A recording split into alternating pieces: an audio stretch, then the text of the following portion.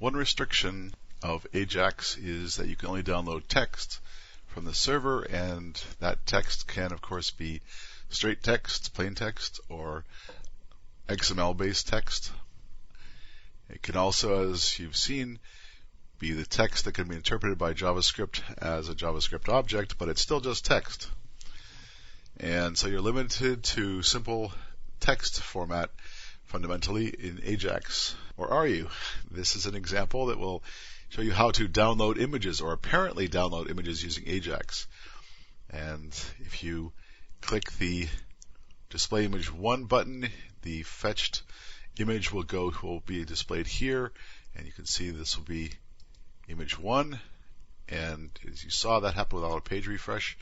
Display image 2 also happened without a page refresh, and so it appears that we're using Ajax to download images in this case. How does it actually work? Well, it's simpler than you might think. In fact, what happens is the first button is display image 1. It's connected to a function called getDataReturnText image. It's going to fetch a file called imageName.txt. And the second button is going to fetch a file called imageName2.txt, as you see here. Okay, well, this imageName.txt file contains the name of an image. Contains the name of an image to download, and imageName2.txt contains the name of the second image to download.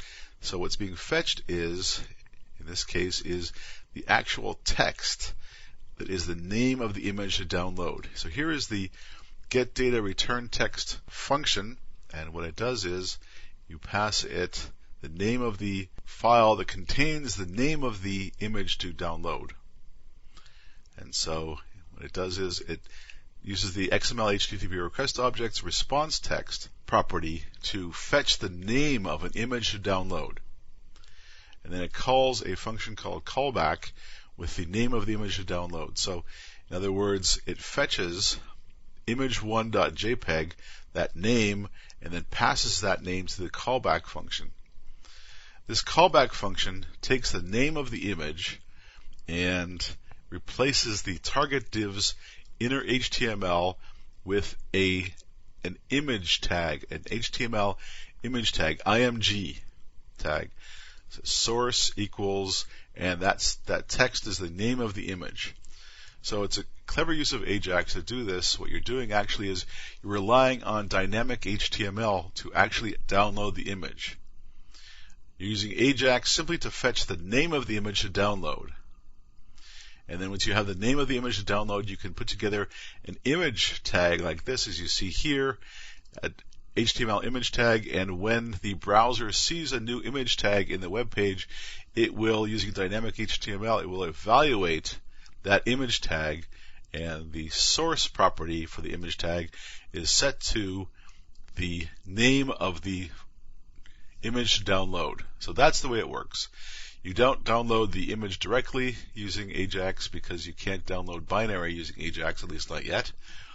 What you do instead is you download the name of the image file to display, and you use dynamic HTML techniques to create an image element that uses the name of that gives as the name of the file to display the name you've already downloaded using Ajax techniques. So you download the name of the file to display, that's just text, and then you use that with dynamic HTML to put together an image tag. The browser will evaluate that image tag and download the image itself. That's where the downloading comes from. The browser does it, and display the results. So it looks as though you're using Ajax.